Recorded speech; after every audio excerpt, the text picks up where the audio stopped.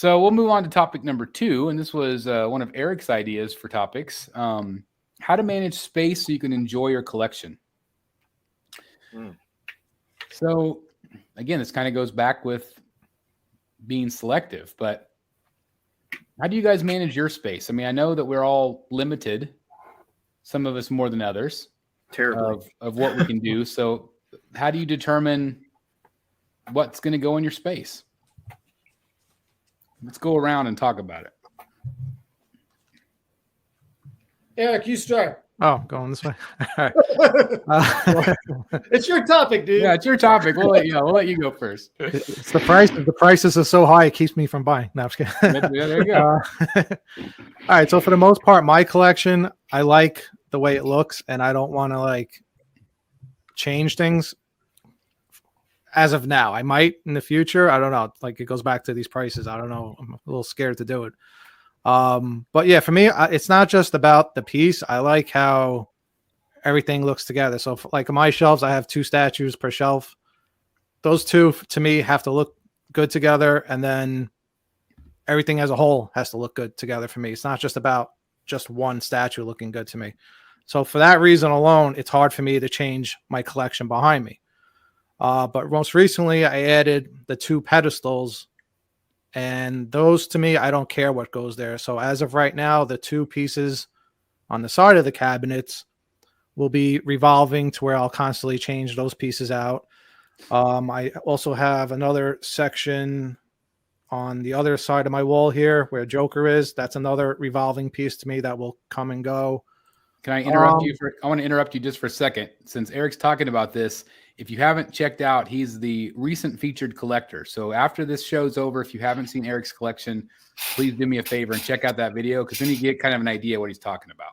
Yeah, thanks for everybody that commented on that video and all the love. Yeah, everybody loved it. Yeah, loved it.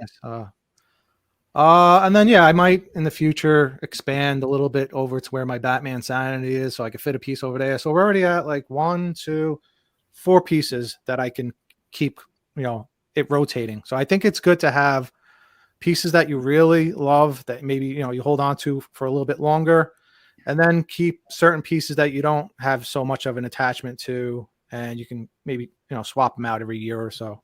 But it becomes hard if you have an attachment to everything, and you're the type of person that's, has a trouble letting go of things. So it depends on the person, I guess, too. Yeah.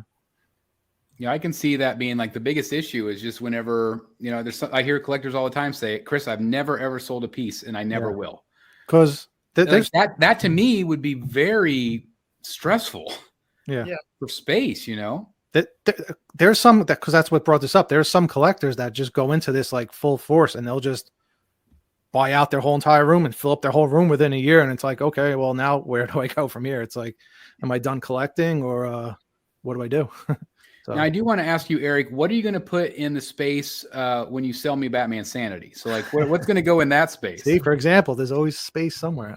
I can. All right. So not for nothing. If that case alone, it's all shelves. I have books there for the most part. If I got rid of Sanity and the books, I could fit another 6 pieces there, like premium formats. So I would totally be doing you a massive favor then, right? So all right. So for me, it's not about the space. It's about the money. To me, I don't want to have a certain amount of money invested in statues. I don't want to have $50,000 worth of statues. It scares me just having as much as I have here alone. So what's wrong with having $50,000? I don't know. I'm afraid of I'm afraid if there's like a fire, or who knows? I don't know. They're breakable. If you can't sell them one day, it's like I just wasted $50,000 on this. So it's like, I don't even want to think about how much we have in our collections. Like, it's just crazy to think. Well, I do think about it. That's what stopped me from keep going. I hear that. Well, great advice from you, Eric. Why don't we go to Jeff? Any advice about space and kind of how you deal with it? I might not be the best person. I don't think any of us are the best people to actually give advice. On the hobby. I do not come from the I never sell anything category. And that's probably because I've always had to sell comics to buy comics that I want. So it's kind of already ingrained in me that sometimes you have to let something go that you really like to get something that you might like more. So yeah, I'm full right now, but I've got a bunch of pre-orders. So some stuff that's here now won't be here at the end of the year, and that's okay. It's a fluid collection, and I like to see new things. I do kind of how Eric was saying. I like at least a particular shelf to look good together. So like right now, I've got the Sideshow Scarecrow, Poison Ivy, and Mr. Freeze on the same shelf, and they look fantastic together. I've got Harley Hell on Wheels and the Batgirl variant and Black Canary on one shelf, and they look fantastic together. So it'd be hard to break one of those up unless I was getting something that would also look good with two of those characters. But yeah, to me, it's more like I wait for the piece to get here, and then I decide what chaos it's going to cause in the sanctuary, because something's got to give. Yep. But are you like me that like I am like 3 years out for some pieces, but I leave that space for them?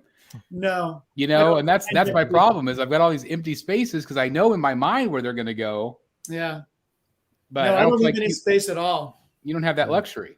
Not at all. In fact, I've got 7 or 8 pieces in a storage locker that are on my website right now. Because promote that site again in case anybody's interested. It's detective27.com.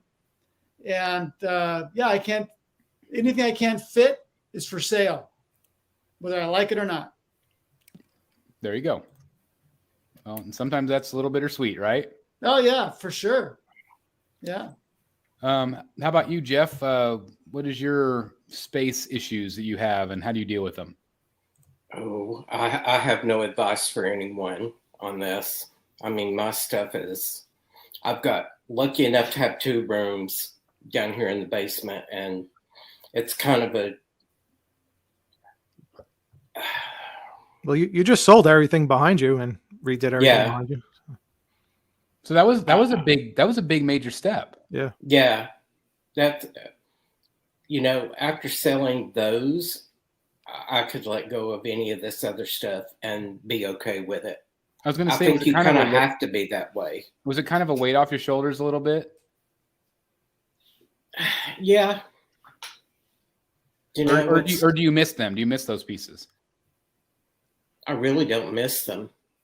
I mean, that's the best is when you can get to a point where, I mean, like same with me, like I ripped off the Arkham Band-Aid. You ripped off all of those amazing Marvel pieces. But at the end of the day, if you're happy with what you have and you're like, I don't really miss them too much, I'm okay with the decision I made. And that's awesome. It's awesome to feel that way.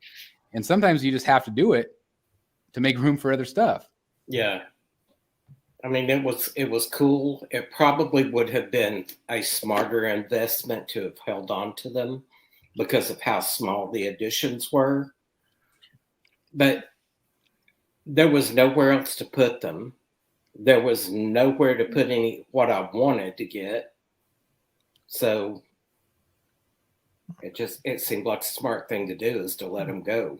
You got that Batman Who Laughs. You can get some good money for that piece. Yeah. I don't see that one going out of your collection anytime soon, though. Yeah, probably not. I do have some new shelves in the garage that I will change some of this out when I get them. They'll have to be put together. Is there anything that you see coming out that's been announced that you could see replacing that piece? I like that half-scale Captain America. Yeah, that's nice. It did look really good in Jeff's video. It was tempting me. I was like, yeah, but I thought, damn, that's big. Yeah. Have you ever done a half scale? Nope. My worry is that it's going to look like a big. I don't know how good it would look. Well, let me ask Jeff. Again, this is a little bit off topic, but I said whenever I had the half scale Ben Affleck Batman, it was awesome from Prime 1. Mm-hmm. I had the half scale Ledger Joker. But for me, and I've said this many times, that to me it looked like a very detailed one of those big dolls you get at Walmart at Christmas.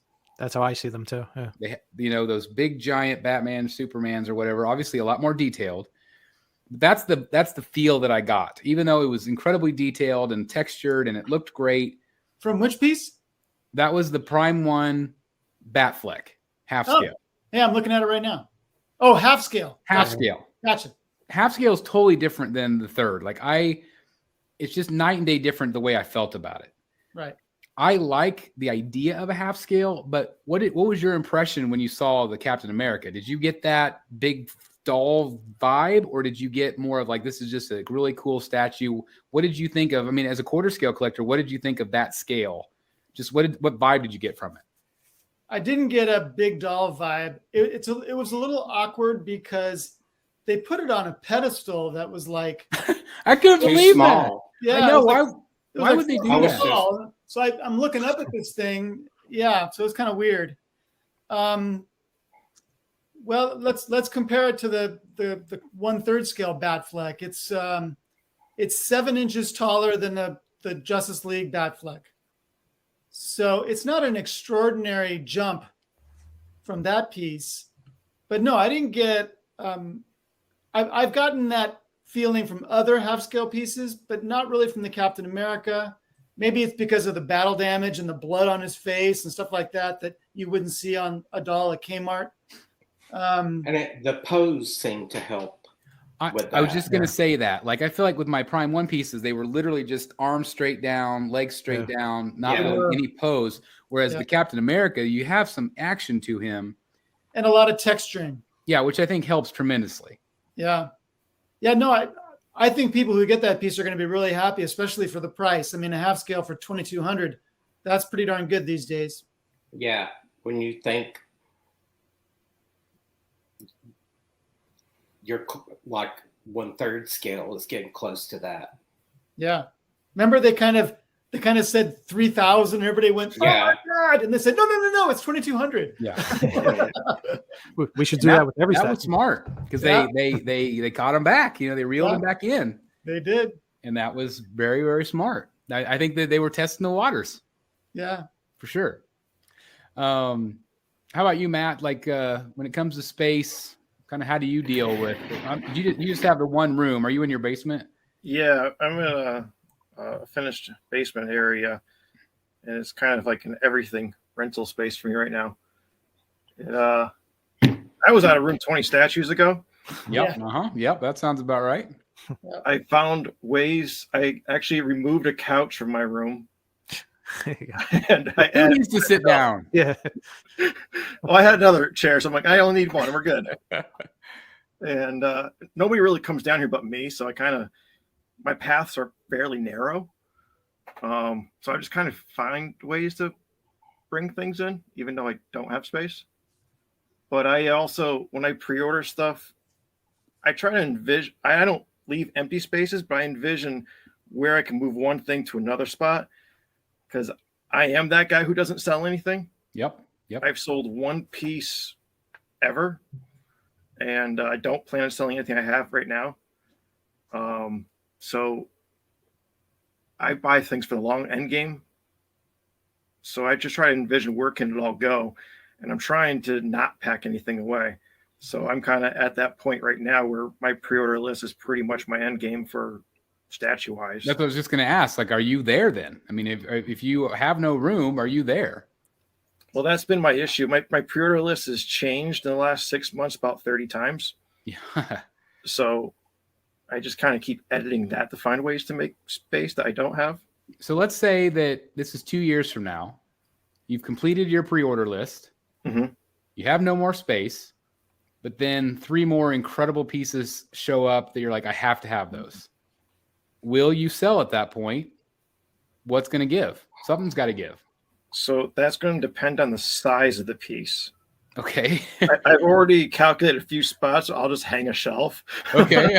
I'll move an art print. I love I have it. a few areas I can do that, but I'd rather not do that. As Chris would say, I think you could fit 2 tiers behind you on that wall. That's right. Yeah, you can go Yeah, vertical I a little thought bit, about right? that. Get rid of the art prints behind it. Yep. It doesn't quite fit a quarter scale. If I do 6 scales, they do fit. I've thoroughly measured everything. That's awesome. When I actually had the Red Sonja and the Harley on order, that Supergirl's not staying there. I took the measurements on the websites and I measured how big my total counter is and all my pre-orders. And I think about like the Huntress with her cape kind of scooted behind Ivy to gain 3 inches. And that's how I've been creating space all over the place, is finding ways to make them overlap where they don't look like they're really overlapping. Right. And then I just kind of measure everything. Yep. And I wanted to order something like the Wonder Woman vs. Hydra, but it won't fit on that shelf, and that's the only place it can go. Well, great advice on what you've done. And I think, just like you said, having kind of a vision of what you want and knowing kind of what exact space you have is important. Have you felt like the measurements that the statue companies give you have been pretty accurate whenever you make room? Yeah, actually, they haven't really done me wrong. I do open air stuff. If I did cubicle more, that would be a bigger problem. Mm-hmm. The only one that I found out was actually, I think from, I want to say it was your review, was the Batman Hush, the Batcave. I was planning on getting him, but then the depth, it's too big to put him back there because he was going to be my center with the girls around him. That was kind of my vision. It's his damn cape. The cape, he doesn't fit. If he does, he'd be sticking forward. You walk by, you brush near against him. I don't want that. Yeah. No. But I've added. That's what I probably changed half my room since that room tour I did here to create space for future stuff. What were you going to say, Jeff? I was thinking about what everybody's going to do when they get that Jason Fabok Batman. I think a lot of people are going to be like, I can't put this where I thought I would. Right. Yeah. That's going to be me. Kick back in the. Going to be. Yeah. You're going to have to cut a hole in the wall so you can stick the cape in it. Well, you're not wrong. When it comes to my advice, I'm the worst person on the planet to ask because I constantly ask for advice on the space that I have. I think I'm going to be lucky being able to move into a second room to try to, figure some of this out, whether it's going to be a comic book room and a movie room. I even thought about having a villains room and a Batman room, which I thought could be interesting. But I think my only advice for space is to have a vision of kind of what you want. Try to plan out as much as you can ahead of time. And again, for me, and like Matt said, he's not going to let anything go. But like for a lot of us, I think we have to have that mentality of saying we're okay if things go. To have like Eric's 2 podiums where he's okay with those pieces kind of rotating in and out, or maybe allowing yourself that space to say, like, if this space, these 2 spaces right here, this is going to be my spaces that rotate in and out. I know that I can always have that space for something if something comes up. But I know that's not always easy to part with pieces. I don't have as much trouble with that. The pieces that are here right now are the pieces that I love at the moment. And hopefully will stay for a long time. But in this Batcave, nothing is going to stay. I mean, I'm not going to ever say never on any of these. Because I love the thrill of collecting. I love the thrill of getting something new in. So when it comes to space, again, measure, kind of have an idea of, again, I'm not good at my own advice, but have a plan. I think that's my only advice, is have a plan, knowing what you're willing to spend, what pieces are the most important to you price wise, and then making sure that you have the right amount of space for them. But again, it all kind of comes back to what we were talking about earlier, is you have to be choosy these days, especially because statues continue to get bigger, bases continue to get bigger.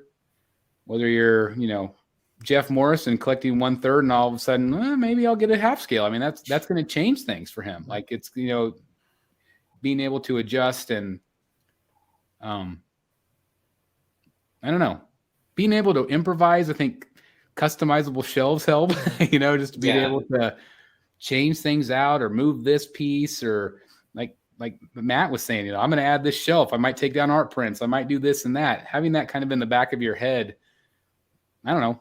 Don't you guys think that helps a little bit? Just kind of having a plan B, C, and D? Sure. Yeah. Absolutely. So Yeah. I think that's where we're at. Before I changed my collection, I well, I do Photoshop, but you can even draw it out. Chris, you do it too with like, blueprints to your room. Just have like a plan of where you kind of think you want everything to go. Yeah, just try to envision, of what you want. I mean, like my old Arkham collection in my old Batcave, like I had a vision. I wanted, the Rogues Gallery with the 2 busts and then the statues on both sides. Like that's what I wanted. So being able to have that, and if you can Photoshop, like you said, it gives you a great idea of what that piece would look like in your collection. My problem is I never know if a piece is a keeper until I see it with my own eyes in the sanctuary. And that's very true. And that's one of those things too, where if you get it in and you don't like it, you sell it. Or you return it. Yeah. You get something else. Yeah. So that's just kind of the way we see it. So hopefully some of this advice has helped some of you out there. Again, it's something we could probably talk about for hours and hours because it's an interesting topic. And everybody treats it a little bit differently and everybody has a different amount of space. So, you might just have enough room for 3 10 scale pieces. So it really just depends on your collection, but it really comes down to collect what you love, collect what you could afford. Don't collect beyond your means or it will create a lot of stress for you. And don't keep expanding into other rooms because it will piss your spouse off. Yeah. So, be prepared for those battles. So anyway,